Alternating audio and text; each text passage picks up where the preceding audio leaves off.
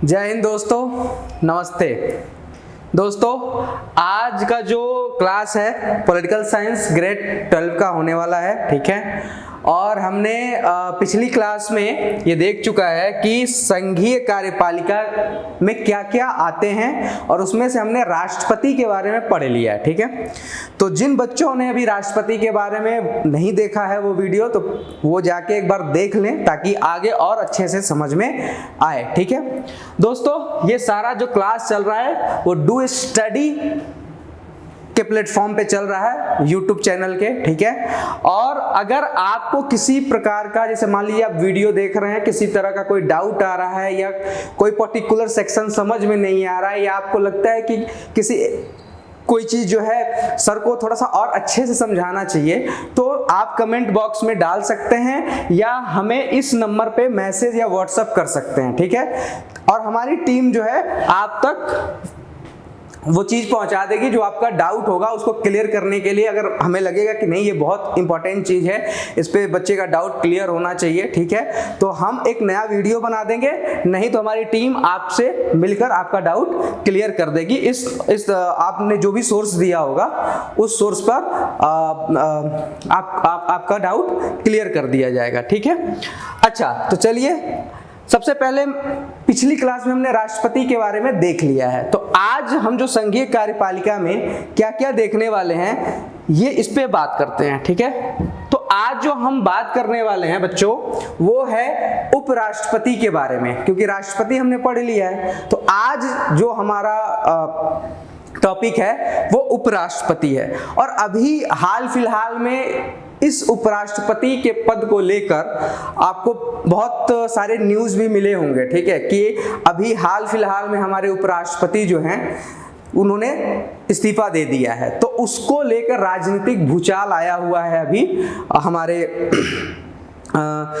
Political क्षेत्र में, ठीक है, कि सब अंदाजा लगा रहे हैं कि कौन उपराष्ट्रपति बनेगा, उपराष्ट्रपति ने क्यों दे दिया त्यागपत्र, ठीक है, क्या ऐसी मजबूरी थी, ठीक है। तो ये सारी चीजें आज हम डिस्कस करने वाले हैं कि उपराष्ट्रपति का पद कितना इंपॉर्टेंट है, उपराष्ट्रपति के कार्य क्या हैं, ये सारी चीजें हम बात करने वाले हैं, ठीक है। तो सबसे पहला प्रश्न ये है कि उपराष्ट्रपति के बारे में हमारे संविधान में किस आर्टिकल में ये व्यवस्था की गई है कि भाई भारत का एक उपराष्ट्रपति होगा। और दूसरा क्वेश्चन ये है कि अगर राष्ट्रपति है ऑलरेडी तो उपराष्ट्रपति की जरूरत क्या है, क्यों चाहिए उपराष्ट्रपति, ठीक है, दूसरा क्वेश्चन। तीसरा, उपराष्ट्रपति के निर्वाचन की क्या प्रक्रिया है। चौथा, उपराष्ट्रपति को कैसे अपने पद से कैसे रिक्त हो सकता है या उसको उपराष्ट्रपति को कैसे हटाया जा सकता है। ये सारे क्वेश्चंस जो है आपके एग्जामिनेशन पॉइंट ऑफ व्यू से इंपॉर्टेंट हैं और ये इसका इस जो प्रश्न है इसका जवाब आपके पास होना चाहिए, ठीक है, इसका उत्तर आपके पास होना चाहिए, ठीक है। आज जो उपराष्ट्रपति ने अपना इस्तीफा दिया है जगदीप धनखड़ ने, ठीक है, तो उसको लेकर अब देखिए कि आप यहाँ पे ये समझने वाली बात है कि उपराष्ट्रपति का त्यागपत्र देना किस आर्टिकल के तहत है। दूसरा, उपराष्ट्रपति किसको त्यागपत्र देगा अपना, ये सारी चीजें जो है एक व्यवस्थित तरीके से संविधान में रखी गई हैं। तो आज हम उपराष्ट्रपति के बारे में ही पढ़ने वाले हैं और उसके बाद प्रधानमंत्री पढ़ेंगे, उसके बाद मंत्रिपरिषद पढ़ेंगे। ये संघीय कार्यपालिका के बारे में हम चर्चा कर रहे हैं, ठीक है। चलिए, सबसे पहले उपराष्ट्रपति के बारे में हमारे संविधान के आर्टिकल 63 में बताया गया है। अच्छा, उपराष्ट्रपति के बारे में हमारे संविधान में जो व्यवस्था की गई है वो आर्टिकल 63 से लेकर 70 तक की में बोला गया है। 63 से लेकर 70 तक में हमारे उपराष्ट्रपति के बारे में ही बताया गया है। तो हम यहाँ बारी बारी से आर्टिकल भी देखेंगे और उसमें क्या व्यवस्था किया गया है वो भी देखेंगे, ठीक है। तो सबसे पहले कहा गया है आर्टिकल 63 में 63 में कि भारत का एक उपराष्ट्रपति होगा, ठीक है। तो आपको क्लियर हो गया कि संविधान के आर्टिकल 63 में उपराष्ट्रपति की व्यवस्था की गई है, बस इतना काफी है। दूसरा, 66 में आर्टिकल 66 में बताया गया है कि उपराष्ट्रपति का अपॉइंटमेंट कैसे होगा, उसका निर्वाचन कैसे होगा, उसकी नियुक्ति कैसे होगी, उसका चुनाव कैसे होगा, किस प्रकार से राष्ट्रपति का चुनाव होगा, इसके बारे में बताया गया है। ठीक है, तो निर्वाचन कैसे होगा इसके लिए बताया गया है। मैंने बता दिया कि 63 में क्या है, उपराष्ट्रपति की व्यवस्था है। निर्वाचन की जो प्रक्रिया है लगभग राष्ट्रपति के जैसा ही है, लेकिन इसमें एक अंतर कर दिया गया है कि अब मैं बता दूंगा कि क्या अंतर है। सबसे पहले ये समझो कि उपराष्ट्रपति का भी चुनाव किसके द्वारा होगा, निर्वाचक मंडल द्वारा होगा। ठीक है, निर्वाचक मंडल द्वारा होगा। ठीक है, और ये निर्वाचक जो मंडल होंगे ये किससे मिलकर बने होंगे, ये बने होंगे लोकसभा, ठीक है, और राज्यसभा से मिलकर बने होंगे। ठीक है बच्चों, किससे मिलकर बने होंगे, ये जो निर्वाचक मंडल है लोकसभा और राज्यसभा से मिलकर बने होंगे। ठीक है, लेकिन राष्ट्रपति में क्या था कि उसमें विधानसभा के निर्वाचित सदस्यों को भी जोड़ा गया था निर्वाचक मंडल में, लेकिन यहाँ पे सिर्फ लोकसभा और राज्यसभा के ही मेंबर जो होंगे, चुने हुए जो मेंबर होंगे, निर्वाचित मेंबर होंगे, वो क्या होंगे, उपराष्ट्रपति के चुनाव में एज अ वोटर भाग लेंगे। ठीक है, तो ये समझ में आ गया कि उपराष्ट्रपति के चुनाव में कौन भाग लेगा, कौन मतदान करेगा, लोकसभा और राज्यसभा। क्या आर्टिकल किसमें इसकी व्यवस्था की गई है, 66 में ये बताया गया है। अच्छा, चुनाव की प्रक्रिया कैसी होगी, तो जैसी राष्ट्रपति की है अनुपातिक प्रतिनिधित्व के आधार पर एकल संक्रमणीय पद प्रणाली के द्वारा होगी।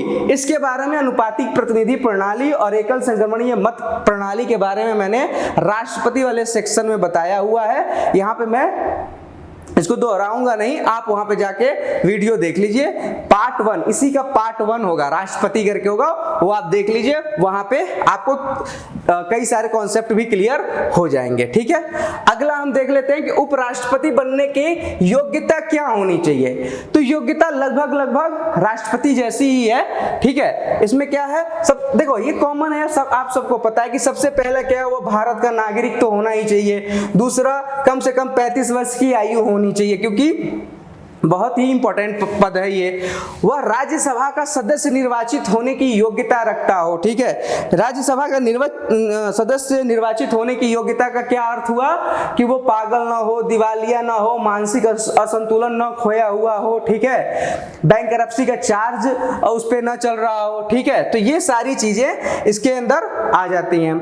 उसके बाद क्या हुआ, किसी सरकार के अधीन किसी के लाभ के पद पे ना हो, कोई सरकारी नौकरी में नहीं होना चाहिए। देखो क्या है कि अगर मान लो कोई उपराष्ट्रपति का चुनाव लड़ना चाह रहा है और वो सरकारी नौकरी में है, तो उसे पहले सरकारी नौकरी से त्याग पत्र देना पड़ेगा। सेम कंडीशन राष्ट्रपति में भी है। ठीक है, अगर वो किसी भी लाभ के पद पे है, सरकारी लाभ के पद पे, चाहे वो केंद्र सरकार में हो या राज्य सरकार में, तो उसे सबसे पहले उस पद से त्याग पत्र देना पड़ेगा, उसके बाद ही वो चुनाव लड़ सकता है। तो ये आपको समझ में आ गया कि उपराष्ट्रपति का चुनाव कैसे होता है, उसकी योग्यता क्या है। ठीक है, अब हम जरा बात कर लेते हैं उपराष्ट्रपति के टेन्योर के बारे में, उसकी कार्यकाल के बारे में कि वो कितने वर्ष के लिए चुना जाता है। ठीक है, तो जो उपराष्ट्रपति होता है बच्चों, वो उसके कार्यकाल के बारे में बताया गया है आर्टिकल 67 में। ठीक है, और ये जो चुना जाता है वो 5 वर्ष के लिए चुना जाता है। ठीक है, जो भी चाहे राष्ट्रपति हो, उपराष्ट्रपति हो, प्रधानमंत्री हो, लोकसभा सदस्य हो या लोकसभा का, सारे के सारे कितने साल के होते हैं, 5 साल के लिए, 5 साल की अवधि के लिए चुने जाते हैं। ठीक है, अच्छा, राष्ट्रपति को मान लो अब उसको कंटिन्यू ही नहीं करना है, मतलब उसे आगे उपराष्ट्रपति के पद पर नहीं रहना है, तो वो अपना त्याग पत्र दे सकता है। जैसा कि अभी हाल फिलहाल में हमारे उपराष्ट्रपति जी ने त्याग पत्र दिया है। ठीक है, तो त्याग पत्र देने की भी व्यवस्था किसमें बताई गई है, आर्टिकल 67 में बताई गई है। और वो त्याग पत्र किसको देगा, वो त्याग पत्र देगा राष्ट्रपति को देगा। ठीक है, किसको देगा, राष्ट्रपति को देगा। त्यागपत्र किसको देगा? राष्ट्रपति को देगा, ठीक है। अच्छा चलो, एक राष्ट्रपति को दे दिया, मान लो वो राष्ट्रपति को त्यागपत्र नहीं देता। अच्छा एक चीज और बता दूं, मान लो अगर उसकी मृत्यु हो गई तो भी वो पद खाली हो जाता है। अगर उपराष्ट्रपति की क्या हो जाए, मृत्यु हो जाए, तो वो पद खाली हो जाएगा और उस पर दोबारा से चुनाव होगा पूर्ण काल के लिए, ठीक है, ये भी ध्यान रखना। अगर मान लो कि उसकी मृत्यु भी नहीं होती है और वो त्यागपत्र भी नहीं देता है, ठीक है, और संविधान के हिसाब से वो काम भी नहीं कर रहा है, ठीक है, या कार्य करने में सक्षम नहीं है, ऐसा लगता है, तो क्या होगा?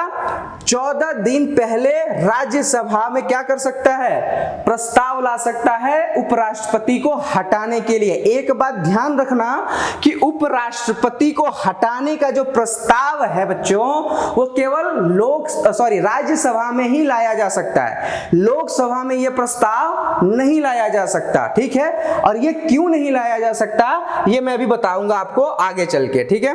तो अगर उपराष्ट्रपति को हटाना है तो सबसे पहले राज्यसभा में ये प्रस्ताव आएगा और उसके पहले 14 दिन पहले ये नोटिस जारी होगा कि हम उपराष्ट्रपति को हटाने का प्रस्ताव ला रहे हैं। और जब वहां से ये जो प्रस्ताव है राज्यसभा से पारित हो जाएगा, तो ऐसा नहीं है कि उपराष्ट्रपति अपना पद त्याग देगा, वो दोबारा कहां जाएगा? लोकसभा में जाएगा। और लोकसभा से भी अगर साधारण बहुमत से वो पास हो जाता है तो क्या हो जाएगा? उपराष्ट्रपति को अपने पद से इस्तीफा देना पड़ेगा, उपराष्ट्रपति को अपना पद छोड़ना पड़ेगा, ठीक है बच्चों। तो ये आपको समझ में आ गया है कि उपराष्ट्रपति के कार्यकाल कितने हैं, उसको कैसे हटाया जा सकता है और वो खुद भी कैसे त्यागपत्र देकर हट सकता है। अच्छा अब एक बात कर लेते हैं उपराष्ट्रपति की कार्य और शक्तियां क्या हैं, ठीक है। उपराष्ट्रपति के कार्य और शक्तियों के बारे में अनुच्छेद 64 में बताया गया है, ठीक है। सबसे पहला और सबसे इंपॉर्टेंट काम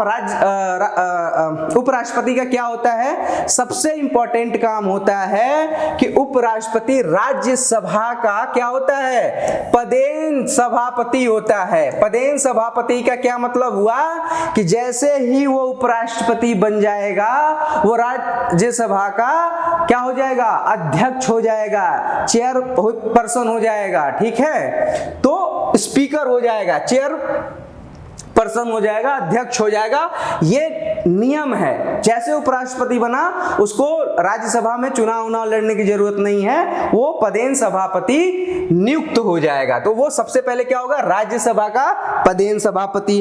अब सोचो कि अगर वो पदेन सभापति राज्यसभा का है तो उसके क्या क्या कार्य होंगे, कि राज्यसभा कैसे चलेगी, राज्यसभा के जो मेंबर हैं कब बोलेंगे, राज्यसभा में अनुशासन बनाए रखना उसका काम होगा, राज्यसभा में कौन सा बिल किस समय डिस्कस किया जाएगा, किस सदस्य को कितना टाइम दिया जाएगा किसी वाद विवाद में, ठीक है। ये सारे काम किसके अंडर में आ जाते हैं? ये सारे काम उपराष्ट्रपति के अंडर में आ जाते हैं और ये सारे काम उपराष्ट्रपति के होते हैं। चलो ठीक है, ये तो राज्यसभा का काम हो गया। अगर दूसरा क्या काम हो सकता है उसका? दूसरा काम ये होता है कि अगर बाई चांस राष्ट्रपति का पद खाली हो जाता है एट एनी रीजन, मतलब किसी भी कारण से अगर राष्ट्रपति का पद खाली हो जाता है, तो जितने समय के लिए राष्ट्रपति पद खाली रहेगा उतने समय के लिए वो कार्यवाहक राष्ट्रपति के रूप में कार्य करेगा, ठीक है बच्चों। जब तक राष्ट्रपति का चुनाव होके वो राष्ट्रपति अपना पदभार नहीं संभाल लेता, तब तक उपराष्ट्रपति राष्ट्रपति के कार्यों का, उसकी जिम्मेदारियों का या उसके उत्तरदायित्व का क्या करेगा? निर्वहन करेगा, उसको निभाएगा, ठीक है। तो ये दो काम मेन राष्ट्रपति के होते हैं। तो एक तरह से उपराष्ट्रपति पद को क्यों बनाया गया, इसके दो चीजें हो गई कि एक तो राज्यसभा का पदेन सभापति हो गया, जो अध्यक्ष होगा उसका भी काम कर लेगा। अगर राष्ट्रपति नहीं है, अगर राष्ट्रपति का पद खाली हो जाता है, तो मान लो अगर राष्ट्र का जो अध्यक्ष है, राष्ट्र का प्रथम नागरिक है, उसका पद अगर खाली हो जाएगा, एक तरह से राष्ट्रपति क्या है? देश का राजा है। अगर राजा का पद खाली हो जाएगा तो उसके पद को संभालने वाला कोई ना कोई होना चाहिए। तो उसके पद को संभालने के लिए कार्यवाहक के रूप में उपराष्ट्रपति का चयन किया गया है हमारे संविधान निर्माताओं द्वारा, ठीक है। तो ये समझ में आ गया। अच्छा, राष्ट्रपति जब अनुपस्थित होगा तो उसके कार्य को संपादित करेगा, इसके बारे में कहां बताया गया है? अनुच्छेद 65 में बताया गया है। तो ये सारे कार्य राष्ट्रपति के ये मुख्य 2 कार्य होते हैं, ठीक है। अच्छा, वेतन कितना मिलता है उपराष्ट्रपति को? तो वेतन जो है वो 4 लाख के आसपास मिलता है, लेकिन यहां ध्यान देना कि उपराष्ट्रपति पद के लिए नहीं मिलता है उसको वेतन, वो राज्यसभा का सभापति के रूप में कार्य करता है, उसके लिए उसको वेतन मिलता है 4 लाख। उपराष्ट्रपति पद पे मान लीजिए अगर उपराष्ट्रपति पद है और सभापति पद, मतलब वो तो पदेन सभापति है, तो उसको कार्य करना पड़ेगा, और क्या करेगा उपराष्ट्रपति, और क्या करेगा, इसीलिए उस कार्य के लिए ही उसको 4 लाख मिलता है। लेकिन अगर राष्ट्रपति का पद खाली हो गया और उपराष्ट्रपति राष्ट्रपति की जगह पे काम करने लगा, तो जितने समय के लिए वो राष्ट्रपति का काम करेगा उतने समय के लिए उसे राष्ट्रपति को जो वेतन मिलता था वो मिलेगा 5 लाख के आसपास, ठीक है, वो 5 लाख के आसपास उसको मिलेगा। और भी सारी सुविधाएं उसको मिलती हैं, जैसे गाड़ी है, रहने के लिए दिल्ली में बंगला है, चलने के लिए गाड़ी है, NSG सुरक्षा है, Z+ सुरक्षा है, ठीक है, पानी है, भत्ता है, बिजली है, इलेक्ट्रिसिटी है, फोन है, ये सारी चीजें तो उसको मिलती है। इसके साथ ही साथ अगर एक बार उपराष्ट्रपति कोई बन जाता है तो उसको क्या मिलता है? उसको क्या कहते हैं उसको, पेंशन भी उसको मिलता है 2.5 लाख के आसपास, ठीक है, तो उसको पेंशन भी मिलता है जब तक वो जिंदा रहता है, ठीक है। तो इतना आपको समझ में आ गया। तो ये उपराष्ट्रपति के बारे में और राष्ट्रपति के बारे में आपने क्लियर कर लिया। राष्ट्रपति के बारे में पहले बता दिया हूं, ये उपराष्ट्रपति के बारे में हमने समझ लिया, इससे ज्यादा आपसे क्वेश्चन नहीं पूछेगा, ठीक है। अब चलते हैं अगले स्लाइड पे। अब यहाँ पे हम पढ़ने वाले हैं मंत्रिपरिषद तथा प्रधानमंत्री के बारे में। जो कार्यपालिका, जो संघीय कार्यपालिका है उसका प्रमुख, ठीक है, वास्तविक शासक यही दोनों हैं, ठीक है, प्रधानमंत्री और मंत्रिपरिषद, ठीक है। क्योंकि अभी आगे देखेंगे क्यों। सबसे पहले हम देखते हैं कि प्रधानमंत्री की नियुक्ति कैसे होती है। प्रधानमंत्री की नियुक्ति के लिए संविधान के अनुच्छेद 74 में कहा गया है, क्या कहा गया है? 74 में कहा गया कि राष्ट्रपति की सहायता के लिए एक मंत्री परिषद होगा जिसका प्रधान प्रधानमंत्री होगा, ठीक है, जिसका मुख्य कौन होगा? प्रधानमंत्री होगा। समझ गए? आप याद करो 53, जब राष्ट्रपति पढ़ोगे उसमें अनुच्छेद 53 में बोला गया है कि जो राष्ट्रपति होगा वो अपने कार्यपालिका शक्ति का प्रयोग स्वयं या अपने पदाधिकारियों के द्वारा करेगा। तो अब यही लोग क्या हो रहे हैं? पदाधिकारी। यही अनुच्छेद 64 में क्या बोल रहा है कि राष्ट्रपति जो है अपनी सहायता के लिए, मतलब उसकी सहायता के लिए एक मंत्रिपरिषद होगा और उसका जो प्रधान होगा वो प्रधानमंत्री होगा। तो आपको ये मिल गया कि अनुच्छेद, संविधान के अनुच्छेद में, अनुच्छेद 64 में क्या, 74 में क्या बोला गया है कि एक प्रधानमंत्री होना चाहिए जो राष्ट्रपति की सहायता करेगा, ठीक है। अनुच्छेद 65 में क्या बोला गया है? राष्ट्रपति जो है प्रधानमंत्री की नियुक्ति करेगा और प्रधानमंत्री के परामर्श पर किसकी नियुक्ति होगी? कैबिनेट की, ठीक है, अन्य मंत्रियों की, जो मंत्रिपरिषद में और मंत्री होंगे उनकी नियुक्ति किसके परामर्श पे होगी? प्रधानमंत्री के। अब समस्या क्या आ जाती है कि हमारे देश में क्या होता है? चुनाव होता है, ठीक है। चुनाव कौन लड़ती है? पार्टियां लड़ती हैं। अब पार्टियां जब लड़ती हैं तो पार्टियों में सारे संसद पहुंचते हैं। अब संसद पहुंचने के बाद ये कैसे डिसाइड हो कि इनमें से कौन प्रधानमंत्री बनेगा? तो इसके लिए एक व्यवहारिक रूप से, स्वाभाविक रूप से ये चुन लिया गया है कि जिस दल का बहुमत होगा उस बहुमत दल में से जितने चुन के आए होंगे उनमें एक लीडर चुना जाएगा और वो लीडर जो है वही प्रधानमंत्री पद का शपथ लेगा, वही प्रधानमंत्री बनेगा। तो इसका मतलब क्या हुआ कि प्रधानमंत्री अपने दल का नेता होता है, जो उसका दल होगा। जैसे मान लो भाजपा है, भाजपा में जो मोदी जी हैं, मोदी जी अपने दल के नेता हैं, भाजपा दल के क्या हैं? प्रमुख नेता हैं, सर्वोच्च नेताओं में उनकी गिनती होती है। तो वो जितने सांसद होंगे उनके भी वो मुख्य नेता हो जाएंगे और वही प्रधानमंत्री पद का शपथ लेगा। क्योंकि यहाँ पे जो हमारा संविधान है थोड़ा साइलेंट है, वो ये नहीं बता रहा कि प्रधानमंत्री कौन होगा, तो ये व्यवहारिक रूप से, स्वाभाविक रूप से चलन में ये बन गया है। ठीक है, चलिए आगे बढ़ते हैं। आगे हम देख लेते हैं प्रधानमंत्री के कार्य और शक्तियां क्या हैं। तो देखो, प्रधानमंत्री के कार्य और शक्तियों के बारे में हम दो भाग में देख सकते हैं, इसको दो भाग में बांट सकते हैं। पहला क्या हो सकता है, मंत्रिपरिषद से संबंधित शक्तियां क्या क्या हैं, ठीक है, और दूसरा संसद से संबंधित शक्तियां क्या क्या हैं। क्योंकि जो प्रधानमंत्री होता है वो संसद के प्रति संसद सदस्य भी होता है और दूसरा वो मंत्रिपरिषद का लीडर भी होता है। ठीक है, तो इन दोनों के संबंध में क्या क्या शक्तियां हैं बारी बारी से हम देख लेते हैं। सबसे पहले क्या होगा कि जो प्रधानमंत्री होगा वो मंत्रिपरिषद का निर्माता होगा। जो मिनिस्टर ऑफ काउंसिल होगा वो किसके सलाह पे बनेगा। अभी देखें 74 में क्या बोला है कि राष्ट्रपति को जो प्रधानमंत्री जो होगा वो मंत्रियों की सलाह देगा राष्ट्रपति को कि भाई इनको हम मंत्री बनाना चाहते हैं, यानी मंत्रिपरिषद का जो बनेगा उसमें इन मंत्रियों को रखना चाहते हैं। तो उसी के हिसाब से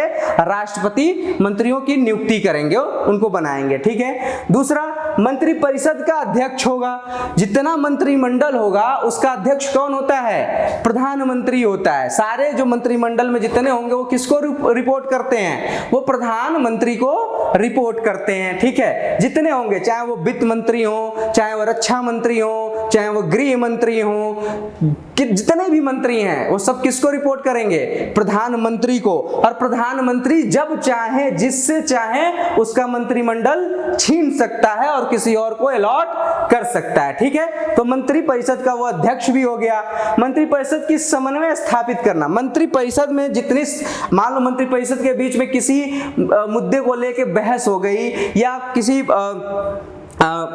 मुद्दे को लेके उनके बीच में सामंजस्य नहीं बन पा रहा है, तो वो क्या करेंगे, तो उस ऐसे समय में जो मंत्रिपरिषद है उसका जो समन्वय स्थापित करना है वो प्रधानमंत्री करेंगे। यानी फाइनल डिसीजन कौन लेंगे, प्रधानमंत्री जी लेंगे। ठीक है, तो मंत्रिपरिषद के बीच में सहयोगात्मक कार्यशैली बनी रहे उसके लिए भी प्रधानमंत्री जिम्मेदार होते हैं, वो उसको बनाए रखते हैं। अच्छा, मंत्रिपरिषद के विघटन का एवं पुनर्गठन का भी शक्ति, जो बनाएगा वही तो मंत्रिपरिषद को बिगाड़ भी सकता है, उसको खत्म भी कर सकता है। यानी अगर प्रधानमंत्री मंत्रिपरिषद के निर्माता हैं, काउंसिल ऑफ मिनिस्टर के जो है वो मेकर हैं, ठीक है, तो इसको डिवॉलिश करने का, डिसोल्यूशन करने का भी अधिकार किसको है, प्रधानमंत्री को ही है। वो जब चाहे मंत्रिपरिषद का विघटन करके दोबारा से मंत्रिपरिषद का गठन कर सकते हैं। ठीक है, तो ये भी हो गया एक ताकत इनके पास। कार्यपालिका का प्रधान कौन होता है, जो कार्यपालिका है उसका प्रधान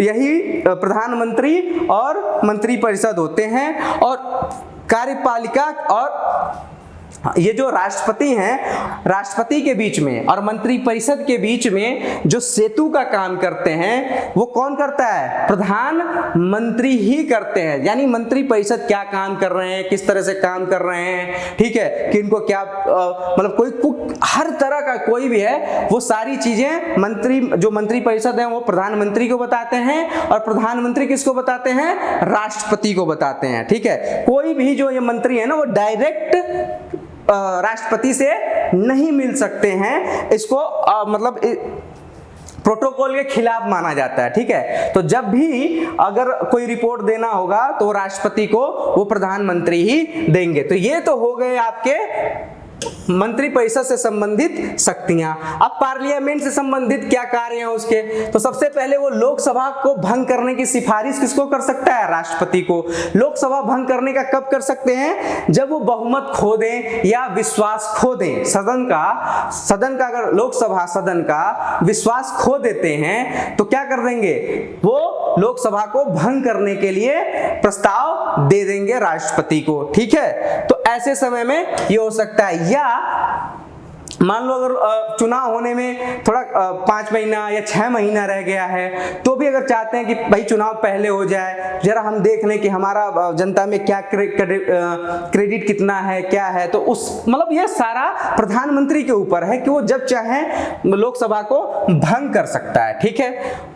अच्छा, लोकसभा में पूछे गए प्रश्नों के उत्तर कौन देगा? फाइनल उत्तर। जैसे मान लो लोकसभा में प्रश्नकाल चल रहा है, ठीक है, या किसी मुद्दे पे बात चल रही है। अभी मान लो भारत पाकिस्तान का युद्ध हुआ और युद्ध होने के बाद हमारे लोकसभा सांसदों ने कुछ प्रश्न करना शुरू किया रक्षा मंत्री से या विदेश मंत्री से, ठीक है, या फॉरेन मिनिस्टर से, गृह मंत्री से, किसी से भी कोई भी प्रश्न पूछते हैं और अगर सांसद जो है संतुष्ट नहीं होते हैं तो अंतिम रूप से उत्तर देने के लिए प्रधानमंत्री जी खड़े होते हैं। उनका जो जवाब होता है वो फाइनल होता है।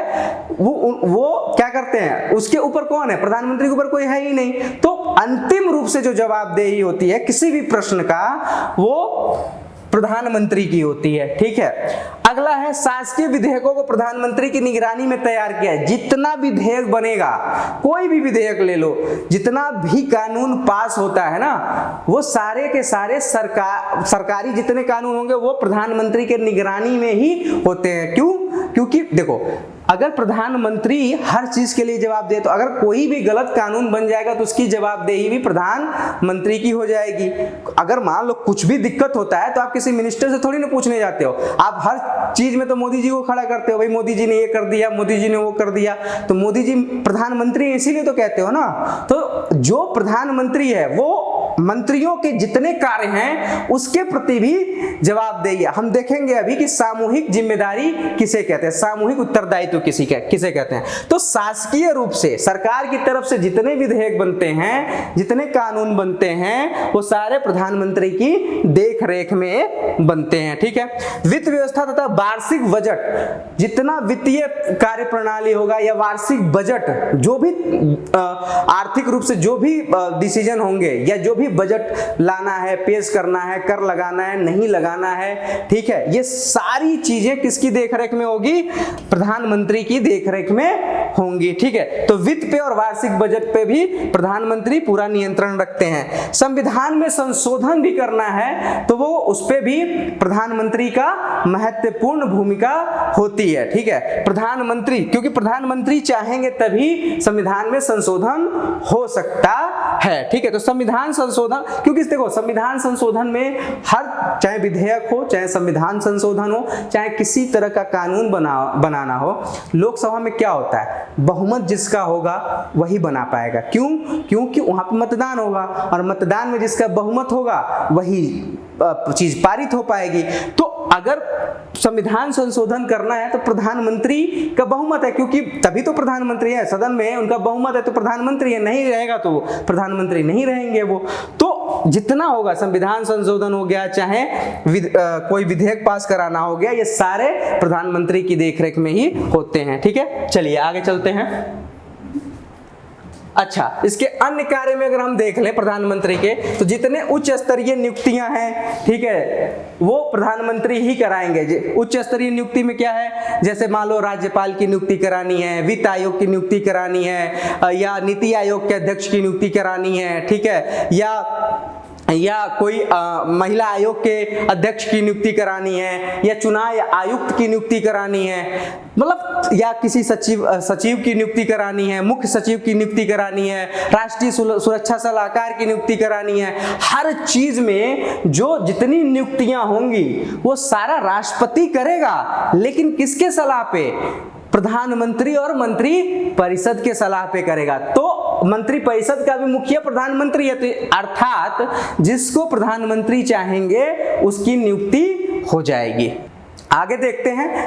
अपने दल का नेता है वो, जो भी उसका पार्टी है वो अपने दल का नेता है, तभी प्रधानमंत्री बना हुआ है। ठीक है। राष्ट्रीय आर्थिक नीति का निर्धारण, राष्ट्र की आर्थिक नीतियां कैसे चलेंगी इसका भी निर्धारण कौन करता है? हमारे प्रधानमंत्री जी ही करते हैं। शासन का प्रमुख वक्ता है, इसके बारे में मैंने बता दिया है कि अंतिम रूप से किसी भी चीज के बारे में अगर बताना है, जनता को बताना है, चाहे सदन में बताना है, कहीं भी बताना है, तो अंतिम रूप से प्रधानमंत्री ही बताएंगे। ठीक है, आम चुनाव प्रधानमंत्री का चुनाव होता है। जैसे मान लीजिए अगर लोकसभा का चुनाव होगा तो लोकसभा का चुनाव किसका चुनाव होता है? प्रधानमंत्री का। आज के समय में जितने ये सांसद जीत के जा रहे हैं, ये किसके नाम पे जीत रहे हैं?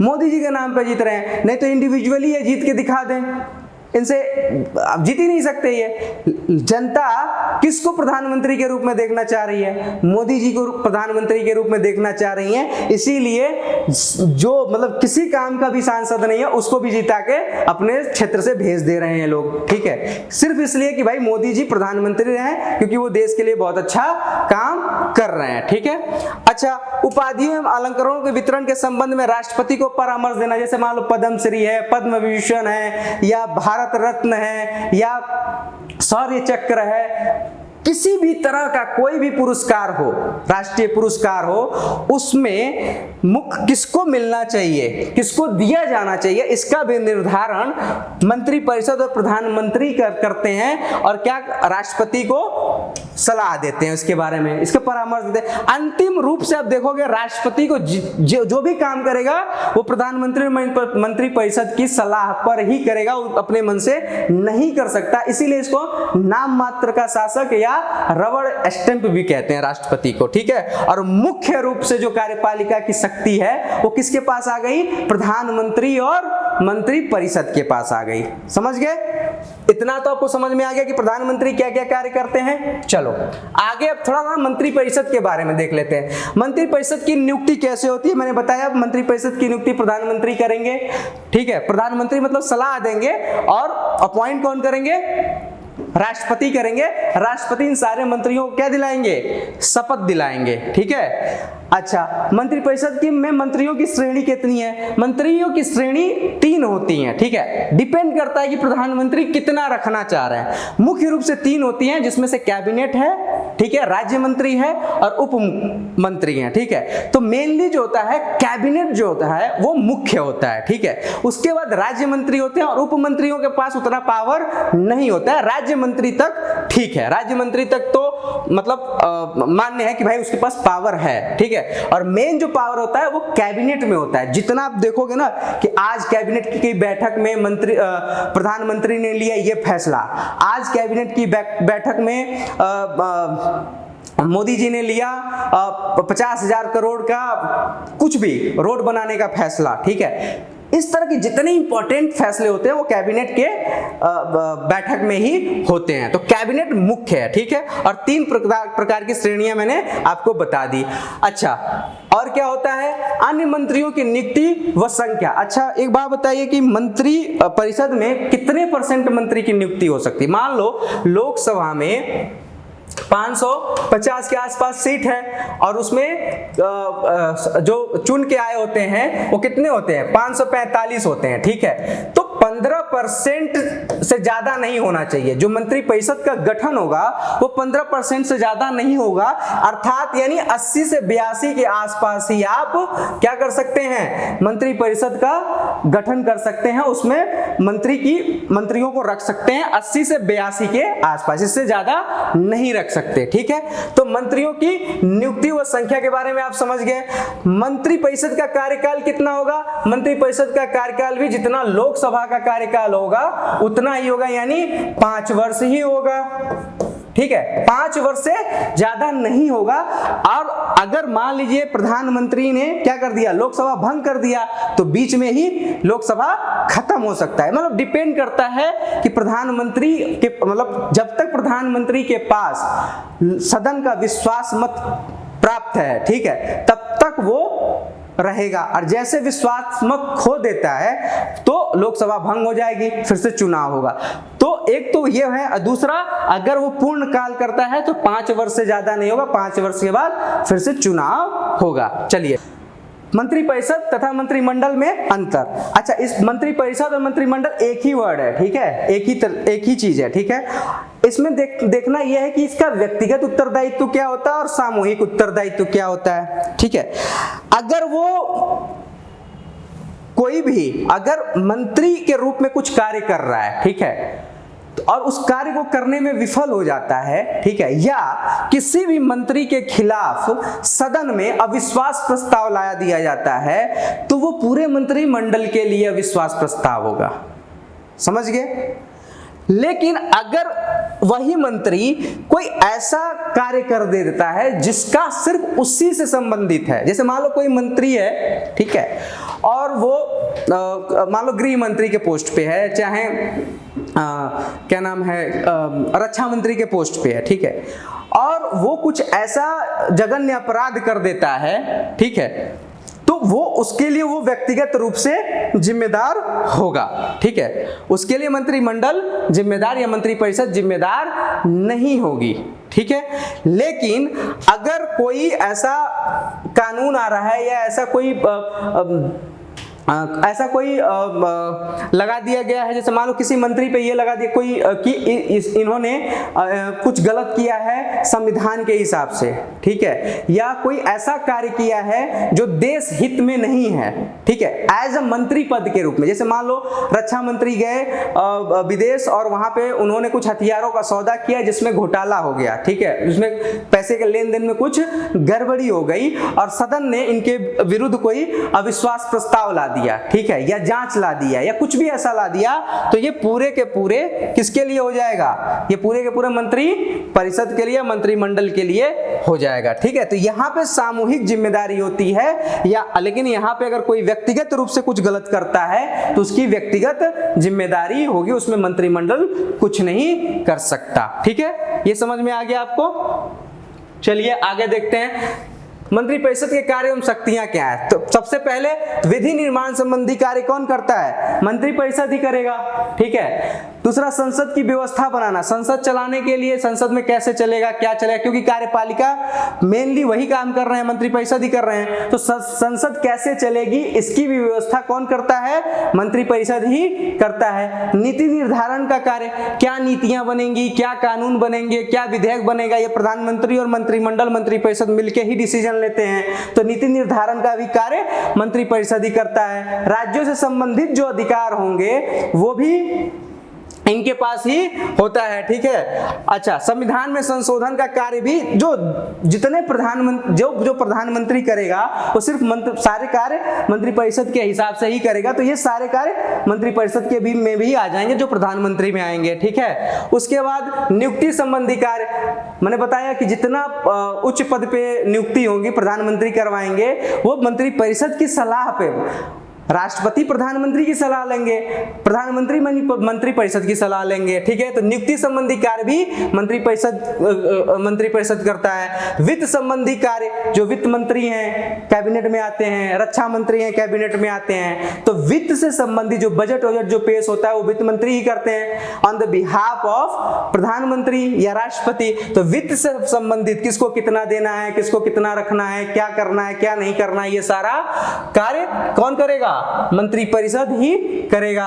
राष्ट्रीय कार्यपालिका पर सर्वोच्च नियंत्रण भी किसका होता है? मंत्रिपरिषद का होता है। मतलब जितना कार्यपालिका संबंधी कार्य है, जितना मंत्रालय है, वो किसके अंडर में आता है? इन्हीं कैबिनेट मंत्रियों के अंदर में आएगा। वो सुप्रीम होंगे, उसके नीचे जितने कार्यपालिका IAS IPS जो भी हैं वो सारे कार्य करने वाले हैं, लेकिन क्या सुप्रीम कौन होगा? कैबिनेट मंत्री। ठीक है, जो मंत्री जो मंत्रालय में क्या होंगे? मंत्री होंगे। ठीक है, विदेशों से संबंधित स्थापित करने का भी कार्य ये करता है। संकटकालीन कार्य में क्या है? संकटकालीन, अगर मान लो कोई भी आपातकाल लगता है, चाहे राज्य में लगता है, चाहे देश में लगता है, चाहे वित्त आपातकाल लगता है, राष्ट्रपति अपने आप नहीं लगा सकता, उसे मंत्रिपरिषद की सलाह पर ही वो लगा सकता है, या प्रधानमंत्री और मंत्रिपरिषद की सलाह पर ही वो संकट काल की घोषणा कर सकता है। ये क्या नाम है, जब हम संकटकालीन प्रावधान पढ़ रहे हैं, आपातकालीन ऑनलाइन प्रावधान, वहां पे आप जाकर देख सकते हैं, पूरा वीडियो है वो। राष्ट्रपति को क्षमादान पुरस्कार या जो भी है संसद सत्र के लिए सिफारिश करना या आमंत्रित करने का काम भी ये मंत्रिपरिषद करता है। तो मैंने बताया ना कि राष्ट्रपति वाला सेक्शन, इससे पिछले वाले में मैंने पढ़ाया हुआ है कि राष्ट्रपति को क्षमादान का भी अधिकार है, लेकिन क्षमादान वो सिर्फ अपने मन से नहीं कर सकता, वो कब करेगा? मंत्रिपरिषद और प्रधानमंत्री की सलाह पर करेगा। वो बाध्य है इनकी सलाह को मानने के लिए। पुरस्कार वितरण के लिए भी अगर कोई नाम की सिफारिश कौन करेगा?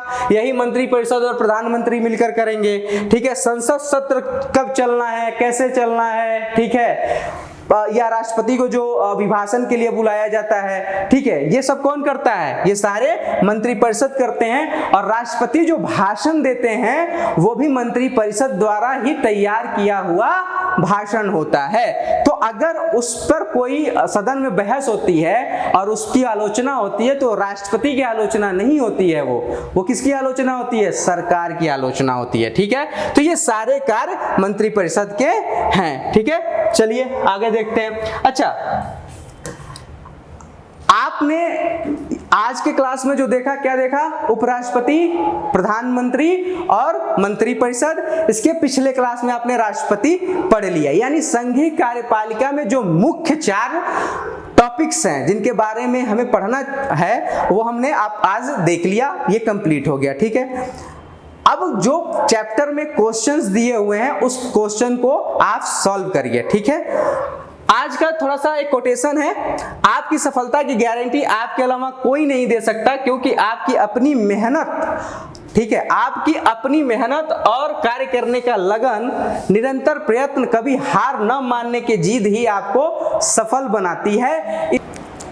ठीक है दोस्तों, तो आज का जो है, आज का जितना टॉपिक था वो हमने कर लिया है। ठीक है, मिलते हैं अगले क्लास में, तब तक के लिए जय हिंद, जय भारत।